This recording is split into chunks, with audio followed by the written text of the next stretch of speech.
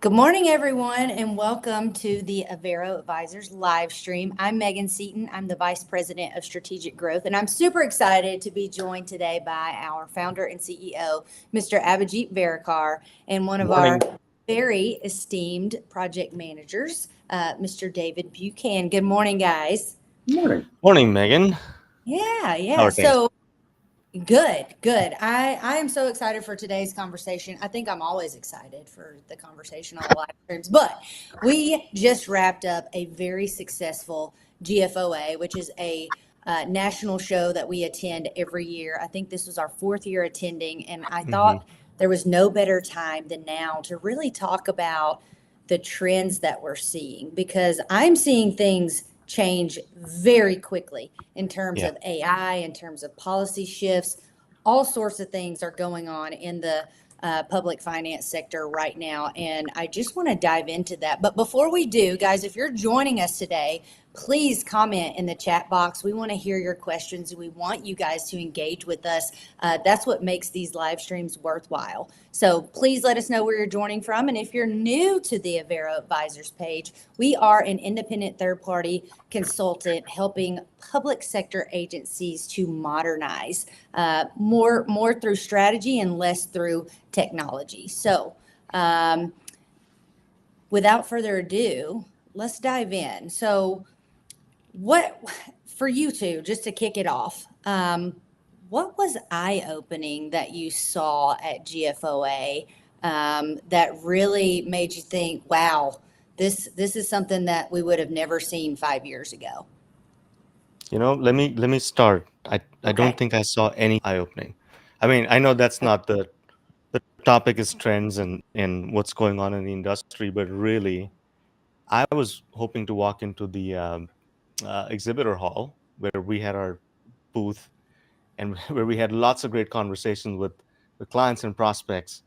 Um, and I was hoping to see real upheaval in what was being offered to our clients. Now, all of the big players in the industry are talking about AI and how it's embedded into their systems and how it's going to make life easy for customers.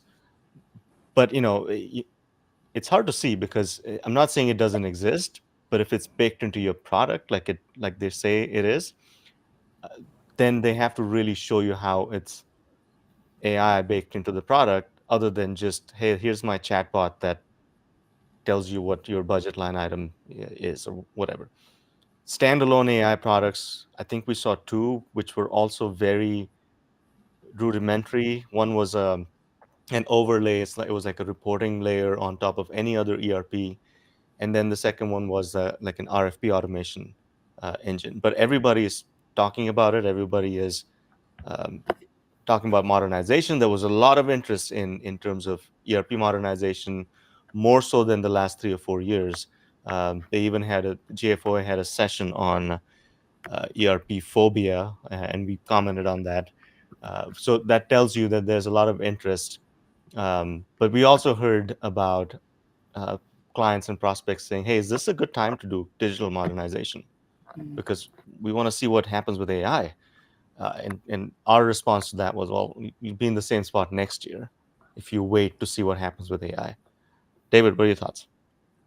Yeah, I would completely agree with you. I think AI was one of the main topics that I discussed, at least with some of our clients and some of the people that came by and talked to our booths. One of the things that's really surprised me and stood out is just thinking back to this time last year. You talk to AI, talk about AI with a client, and the client's a little bit adverse to AI. They're just new on the scene. They don't know if they're in love with it just yet. And then all of a sudden, over the past 365 days, it seems like a lot of that shifted for a lot of people. They're really interested in these AIs.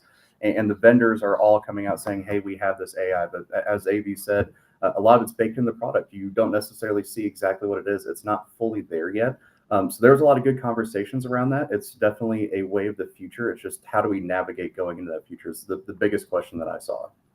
Yeah, absolutely. And I think we talked about this a little bit from GFOA last week, but it's encouraging to know that the need of the independent third party consultant is still there, right? Yes, people do want to modernize, but people do still need our help and they need our guidance. And so that's why it's up to us to remain as a trusted advisor in the market and listen to what's going on.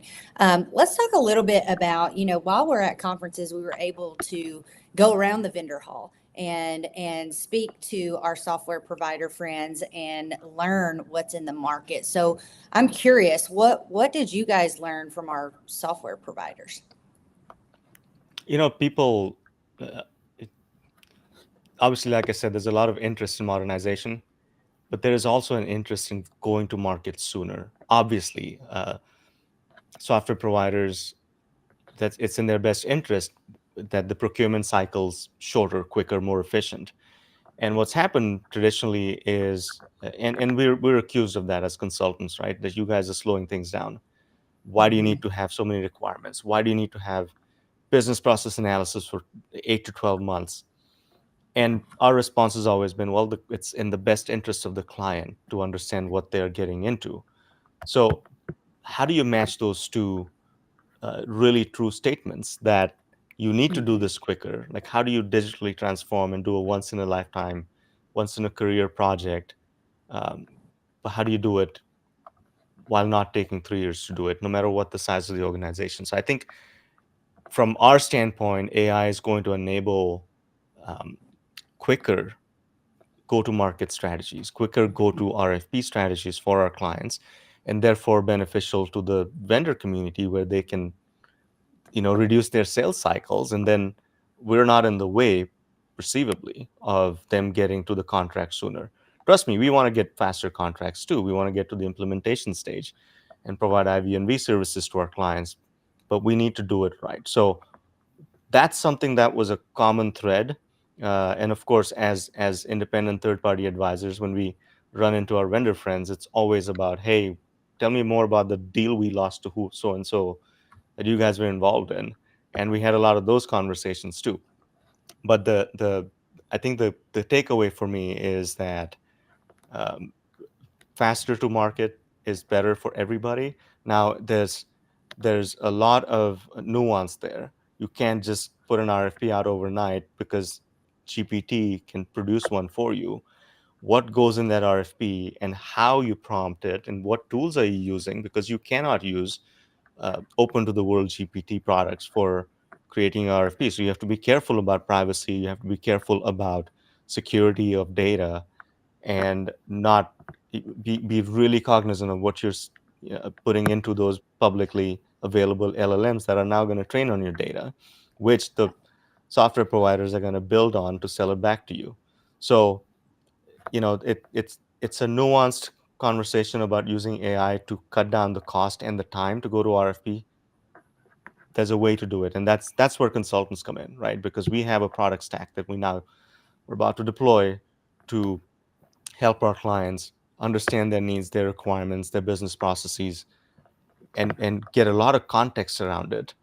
Look at Mhm. who's doing what in the industry, what are true best practices, not what consultants think best practices are, and layer on top of that human-centric consulting, meaning you're not just relying on AI, because the consulting piece still exists, right? We're not note takers, we're not researchers, we're consultants. We've done this before, and there's a lot of nuance that goes into putting an RFP out. And I think it's an exciting time for us to be getting into this space.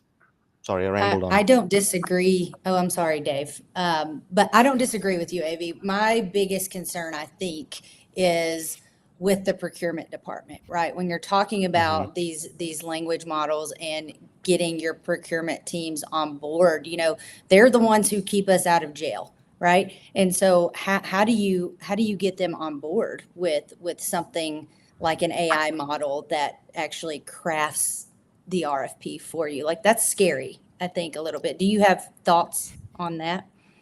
I have many thoughts on that, right? It's Yeah. um, look, of all of the government departments and agencies we work with and deal with, procurement departments are the most overworked, understaffed, under-resourced from a technology, staffing, business operations process standpoint. So if there was ever a use case for showcasing how AI enabled human-centric consulting can help those folks, now is the time. So I know so many forward-thinking purchasing agents that are like, man, I just wish I had a thing that would do the thing for me. But on the other hand, they're also like, I'm so busy with my contract reviews that I cannot test the tool you sent me last week that would reduce my workload. So it's a chicken and egg situation, but I'm very hopeful because we both know some very progressive, forward-thinking folks that are in that area. But yeah, you have to do it within the realm of what's allowed legally, what their codes are, what the purchasing laws are. And I think everyone talking about it and everyone trying to make that function better for the agency and for vendors, including us, is a great thing for the industry.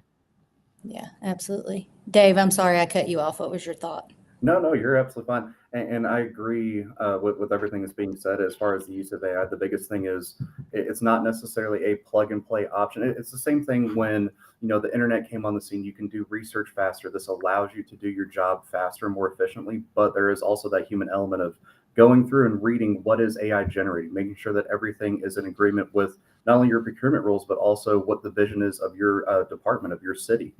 Making sure that what's coming out of that AI is truly correct is going to be really, really important because yes, AI can do a fantastic job of crafting something that looks beautiful and most of it's correct.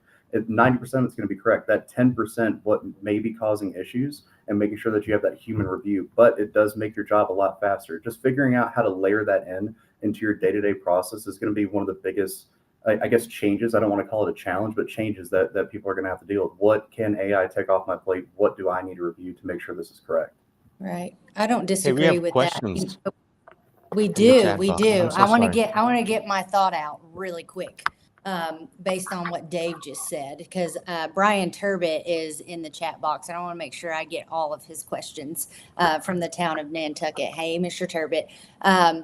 No, really quick. I don't disagree with you, Dave. It's all about that executive alignment. We've talked and talked and talked about this visioning. What do you see for your organization in the next 3 to 5 years, right? But as an attendee, you attend these conferences and these trade shows, and you go into the vendor hall, and there's AI over here, and there's ERP over here, and it's like, oh my gosh, I have all these things on my plate and things that I want to do within my organization.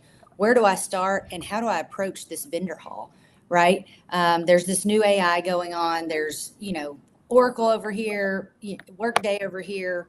What do I do? What are your all's thoughts? No, you'd absolutely hit the nail on the head. I would say that the vendor hall can be a little bit of an information overload. You go to one booth, you see something new and fancy, then you go to another booth and it's something completely different. Now you're thinking about it from this aspect. I would definitely say due diligence is not something that should be taken lightly, especially going to those vendor halls, because you're going to go to Oracle, you're going to go to an SAP or whatever vendor is going to be out there, and they're going to have a conversation, show you their newest product. Making sure that fits for you is going to be very, very important because it can look extraordinarily impressive on the screen, what they have there for the vendor hall for a generic demonstration or showing their platform, making sure that you're going through and make sure it's the correct fit for you. I would say that's one of my biggest things. What are your thoughts on it, Adrian? I think it goes back to having a comprehensive strategy for technology, right? Again, it's not different from any other new product, but it's different in the sense that it's going to upend your operations like nothing else if done right. And by upend, I mean improve and make more efficient, so you can do more with less, do things quicker. And how do you fit that within a government organization? Like, where do you begin, right? There are some easy entry points, like customer service, like chatbots on your website.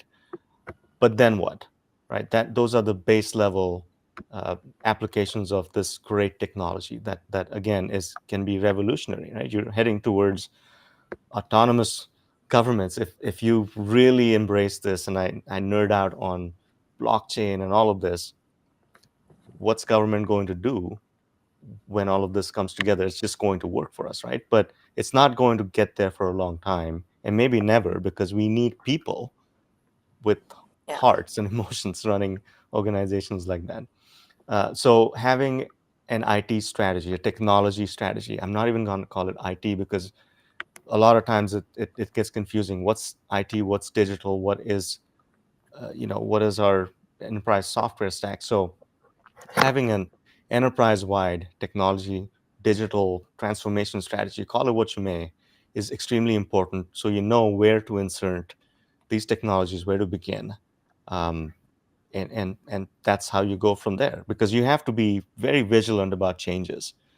Every day a new LLM comes out, every day it's getting improved, every day you sign into a new LLM, there's new features, and it's again, it's the Wild West, and they're trying to beat each other to become the dominant force in this world. So if you are a developer building on top of a particular LLM stack and you're tied in, you may be at a disadvantage when Google next month, for example, beats everybody else and comes up with something greater.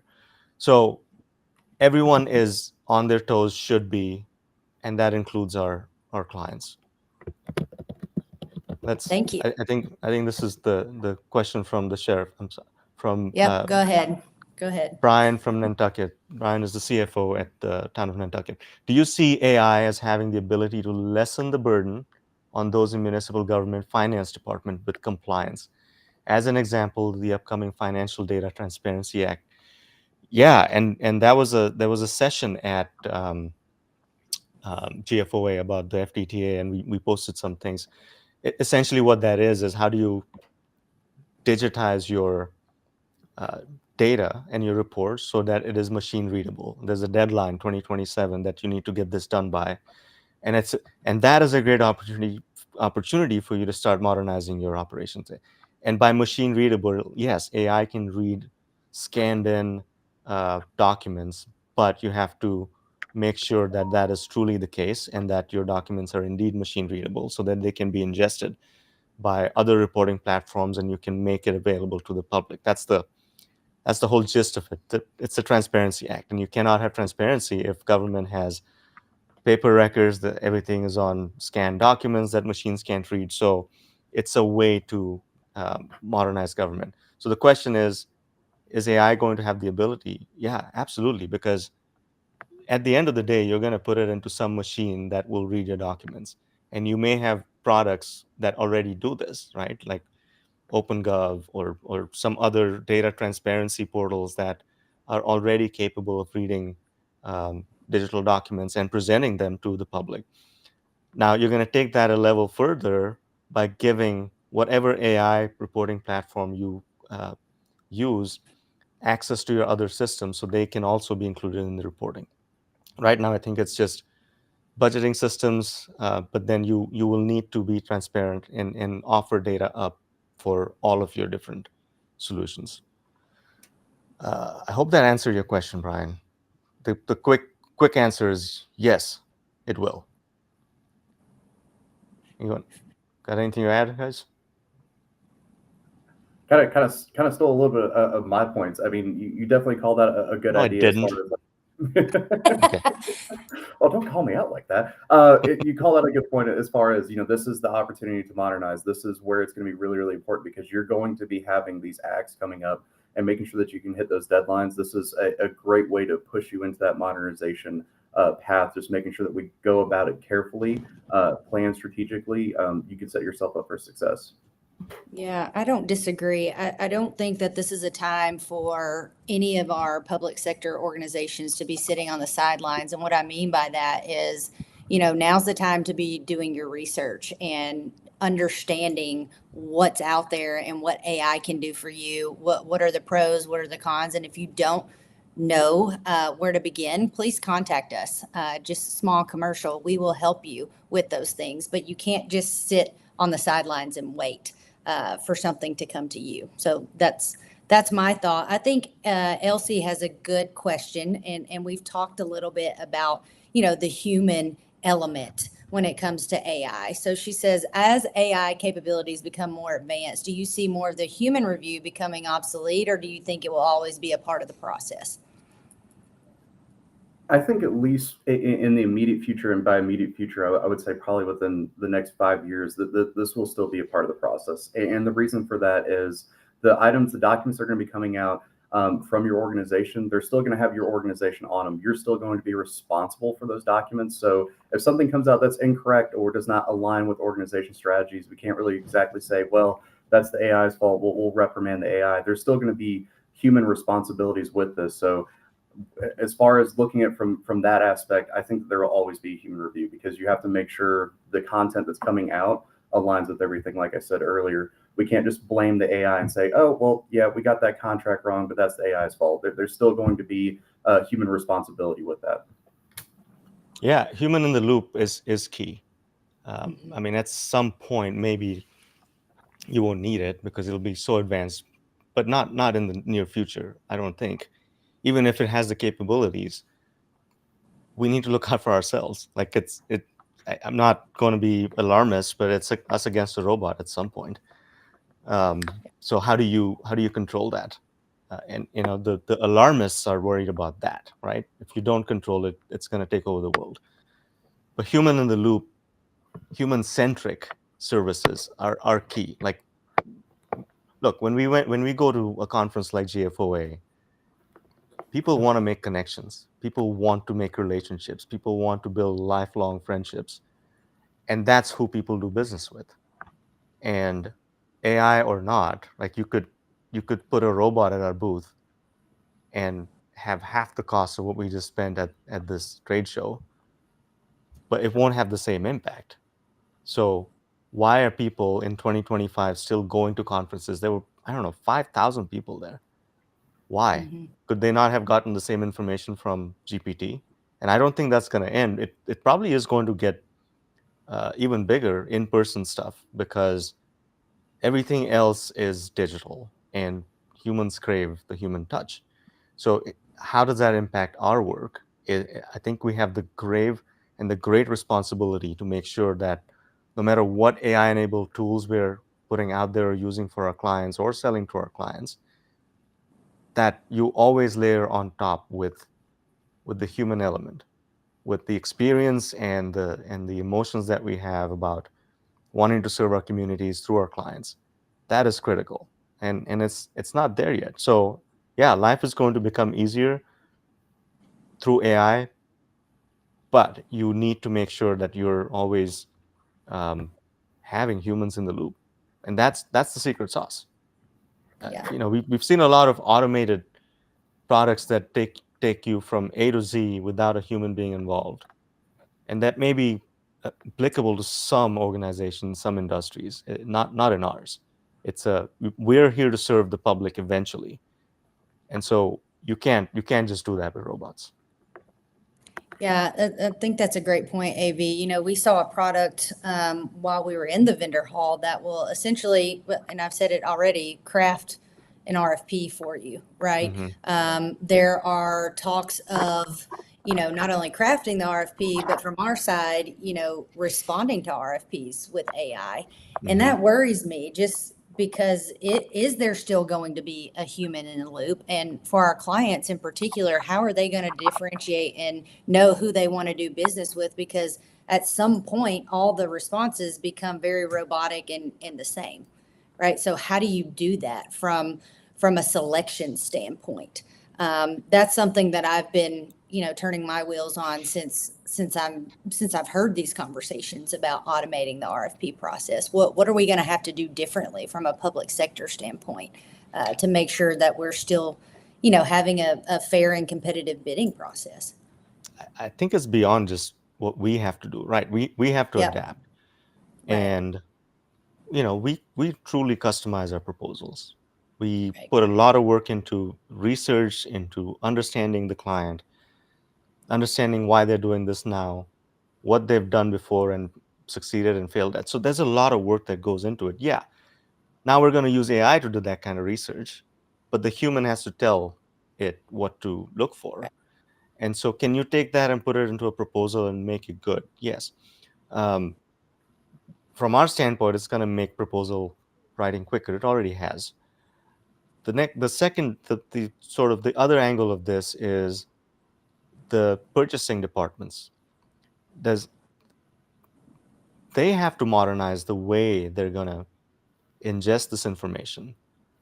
And it doesn't matter how quickly we do proposals.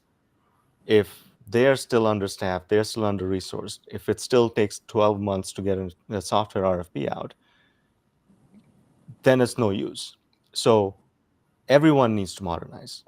And again, these are just, different legs of the same stool. Private industry is coming up with great products that we can use. Governments are using some products, but they need to go all the way into adopting these That's right. technologies and not just pieces of it. Right. Because again, like why do you need a consultant to draft a scope of work for you anymore? You can just go into GPT and do it. But the magic is in the context, and the contextual use of AI is still a work in progress. You've got things like MCP that you can implement and RAG databases, but again, now you're getting a little too technical, and it doesn't happen overnight. So everyone needs to be on the same ride here, not just consultants and software providers. And that's where we Dave, come in, right? Again, we can yeah. help with the crafting of that strategy. Like how do you dip your toes into this new lake? Yep. Absolutely. I think that and I really do, I like the human element aspect of that. And it's the same reason that we talk to our clients and we say, we would love to come out on site as much as you want to have us out there, because we actually want to have a face-to-face interaction. Even just talking to our viewers, Megan and AV, through this video camera, it doesn't feel as authentic as it could, as actually having that human interaction, human conversation. Now, granted, the use of AI will make things more efficient. It will save time. It will save money. But still, at the same standpoint, you want to have that trusted advisor that has the experience, that has seen the pitfalls in previous projects before and know those stories. So that way you can watch out for them and also have that personable relationship. That's not something that you can have with AI. AI is not going to understand every single pain point that you have and all the stress that you're dealing with on a day-to-day basis.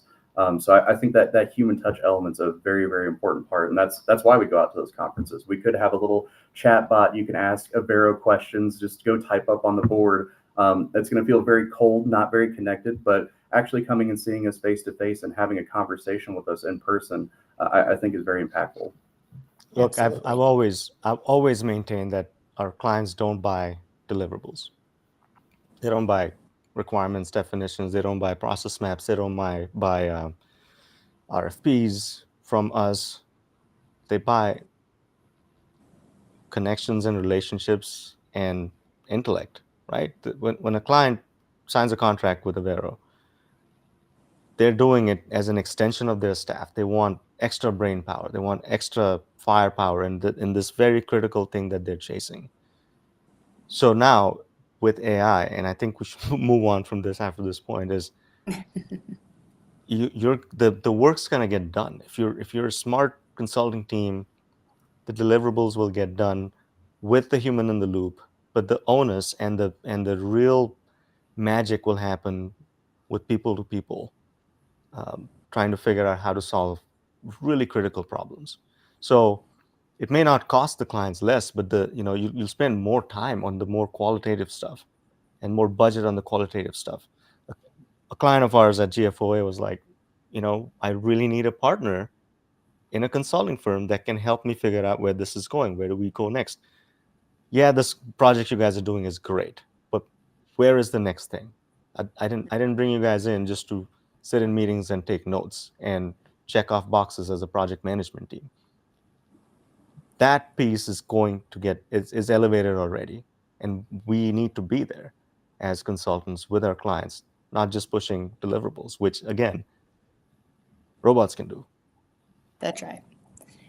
Jacob asked along those same lines, how do you personally or as an organization stay on the forefront of these emerging technologies? How do you make the decision to implement the new tech for clients and maybe even for ourselves internally? I'll go. I'm by just being a nerd about it, right? It's Yeah, like I am an early adopter on everything. You show me a new tool, I will jump into it to test it out. You need to have a deep interest in um, technology and how it can make things better for ourselves, for our clients, or just a new cool toy. Like I just love playing with cool new stuff. So that's how I stay on top of things, and I don't think I am on top of things, right? It's just when you first hear about ChatGPT from the newspaper, you're way behind. So going to conferences, going to AI conferences or newer conferences than just the ones that we've been going to, opening your minds up to what else is out there, reading new things, clearing your feed of the same old things, and really getting into. If you really want to get into it, it's not too late, right? You can sit back and think that, oh man, I missed this AI boat. It's nowhere close to leaving the port. Um, and yeah, the only way you can do it is by yourself. There's a lot of resources out there, including our channels. Go check them out. Go follow me, and I'll tell you what I'm playing with these days. But there's no course. Like you sign up for a course on AI, it's too late. That course was made 6 months ago, a year ago, and it's obsolete. So Mhm. the only way to do it by yourself is by yourself. Jacob, I think what motivates me is our clients, right? I don't want them getting left behind, and I want them to modernize, right? And when they do modernize, there's all these lives that they touch, and so I think that's my motivation to want to stay on the forefront of what's happening. Our founder and CEO does a really good job in pouring into me as well, and so he motivates me to be more lazy, as he tells me to. I'm just kidding. He motivates me to want to know more. So that's my answer. Dave, do you have an answer? Yeah, I mean, you hit on the passion side. I would definitely say it's constant research. It's not necessarily taking that, course that like AV says 6 months out of date. It's just constantly looking into what are vendors now coming up with, what are they talking about on their roadmaps for their systems. Looking at, newsletters it's constant sources of research to make sure that we are informed. So that way, if a client comes to us, say, hey, what have you seen out of this vendor? Well, they've got this coming up. And having that information, it's important to make sure that we're aware so that way we can advise our clients to the best of our ability. Yeah. There are two more topics I want to dive into before we wrap up. One being federal funding, right? The end of 2026, right? And so I want to get your all's thoughts on what we're seeing, right? And what advice do you have to give to our CFOs and our finance professionals in terms of these ARPA funds going away? Yeah, I it's mean, definitely sorry, go go ahead, ahead. Davey. Sorry. Nope. You. It's a constant changing environment right now is what we're dealing with. I've seen things in the news where maybe some funding was removed due to something passing in law. And the biggest thing is going to be making sure that you're prepared for what projects do you have coming down the road. Where are you looking at that funding for, and making sure that you're not only obviously responsibly allocating that. That's something that finance officers are very they do their due diligence on, but looking and preparing for this ever changing environment that we're in currently.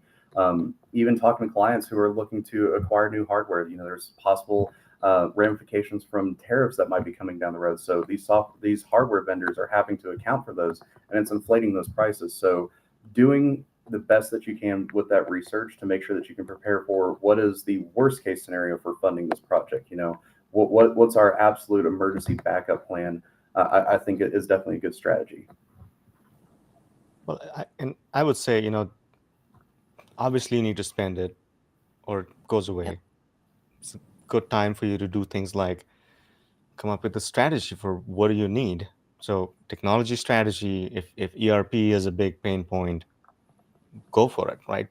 Reach out and we can help you identify what those steps are, and also give you estimates on total cost of ownership, like how much of the funding you have left is going to be enough for this project. And there are other ways of coming up with the funds, and it comes down to how creative the finance team is, the leadership is. And I don't think the 26 deadline is, it's not a surprise. It's always been there. But if you've been sitting on the funds, it's time to do something. We have some questions in the chat. Are there any tools you'd like to see more of in future GFOA conferences? So really Yeah, good question. really anything that makes our lives or the clients' lives better Mm-hmm. is exciting for us, right? It's really good to see new players emerge, no matter what tools they're presenting, because it again, competition is good for the market, and I think more standalone AI tools that are plug and play will be interesting to see.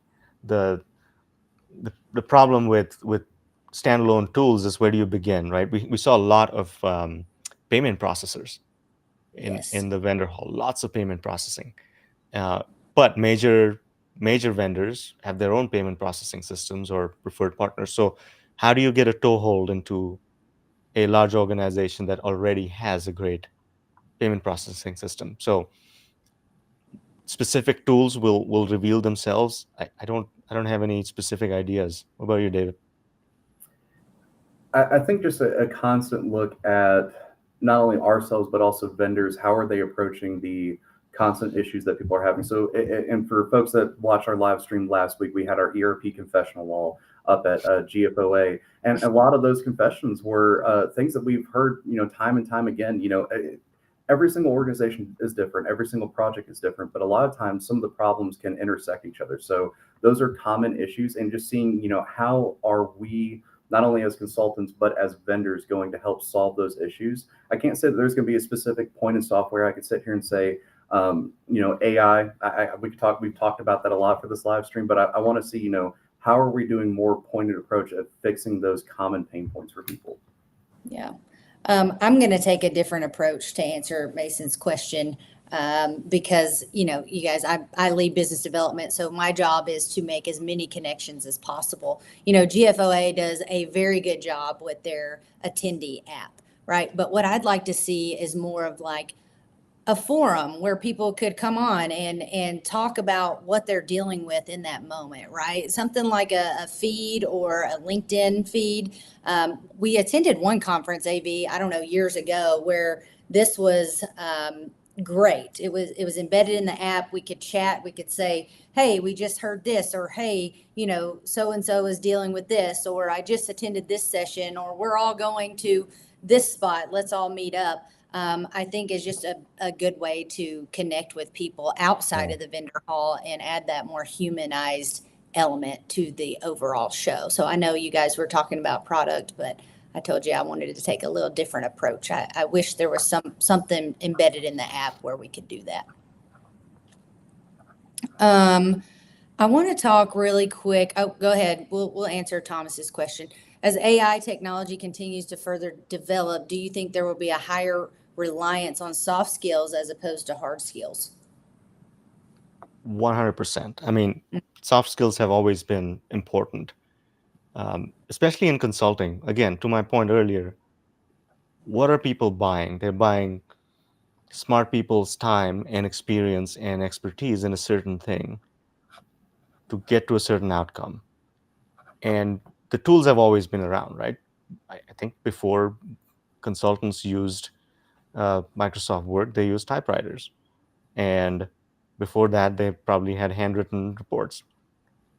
And now we have AI enabled stuff. So it's up to you to determine what flavor of consultant you're going to be.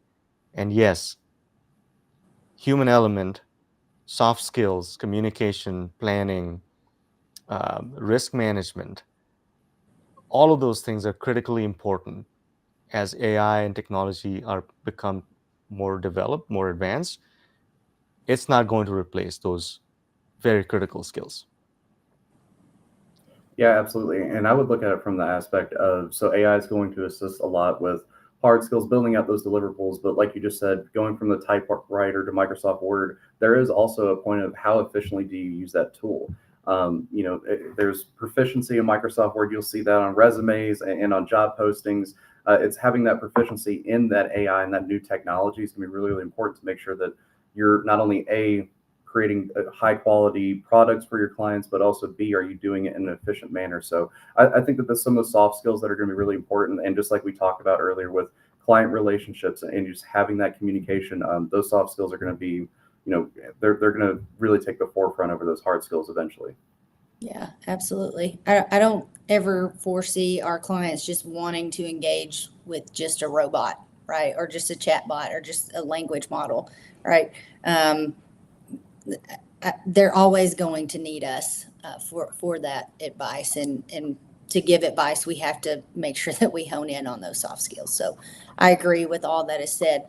Last question for today. And if we, go ahead, AB. You're on mute. Sorry, I just want to underscore the points being made here. Yes, people will not want to just engage with a robot, right? I mean, we do this. The best of Yeah, chatbots on the most advanced websites. If you're talking to an AI agent, you're getting the answers, but really you want somebody that understands your pain. that's right. And soft skills have always been important. Now, if you have the hard skills to understand how to put these Lego bricks together, how LLMs work together, how RAG works, how databases in general work, how to keep the data clean, how to make it useful for whatever AI product you're using, that hard skill combined with these soft skills is going to be dynamite, Yeah, right? It used to be coding. Everyone pushed coding over the last 30 years, and rightfully so. But junior coders don't have jobs anymore because you can go to Replit or Cursor or Claude and it writes code for you. My 6.5-year-old daughter made a game by just typing in natural language instructions, which is great. I tried to get her to do it right by writing down requirements first and mapping out the process.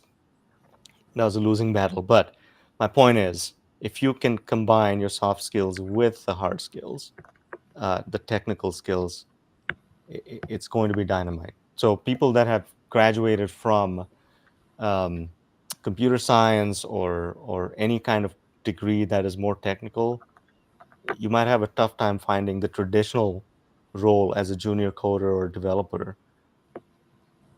But you just need to get that experience of business and using those soft skills. That's what makes you marketable with those um, technical skills. yeah, no, great point. Great point. You'll be dynamite. I love that. Real quick before we wrap up, and if we did not get to your questions or comments in the chat, we will make sure to go back and answer those for you all. Where do you all see the CFO role shifting to? I know, in the past, they've been number crunchers, right? The ones that sign the checks, the ones that most of the time approve the funding, right? Are they becoming more strategic, more of a visionary? What are your thoughts?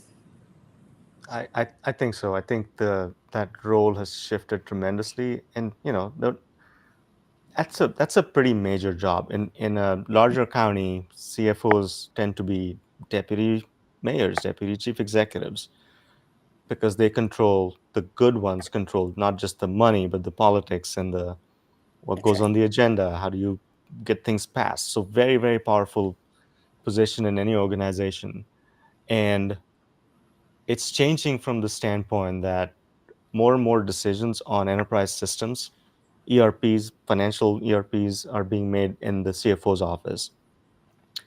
And again, the good ones understand the role of the CFO versus the CIO, when to bring consultants in, how to pay for things so that nobody's surprised. Because again, they're the ones taking some large ticket items to their boards, commissions, and these are things that live within the walls. You can't see. It's not like a big school building that you're building for $45 million. You're going to spend it on software and on consultants. So it's changing from the standpoint that you have to be savvy about how do you sell these to the legislative bodies. How do you staff yourself up so that you're not just reliant on the software vendors to provide that service for you.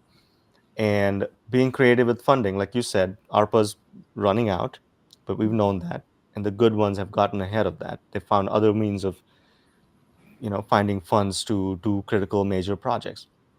So yeah, very critical role, and I think it's going to become more and more visible and powerful as tech gets more advanced, if they adopt it. Yeah. Yeah, definitely looking much more ahead down the road. That's strategic planning for what's coming up, anticipating what's going to be occurring, and a lot of CFOs do a really good job at that. But with the emergence of technology and the shifting of that role, some of those day-to-day stuff might be able to be handled by that new technology, and that allows you the time to focus on what's the vision for your organization that you're in currently, and how are you going to achieve that. Not only financially, but also getting all the pieces together, starting those conversations, whether it be with the CIO, with consultants, looking ahead down the road and making sure that you're properly planning for the future. Yeah, no, that's great. Thank you guys. Thank you so much for joining me today. We had a very successful week last week at GFOA. We learned so much, and it was our honor to share it with our followers today. If you're not following us on all social media platforms, go out, follow us, give us a like, comment. Let us know what you want to hear next. We always love hearing from our followers. And until next time, we'll see you guys later. Have a great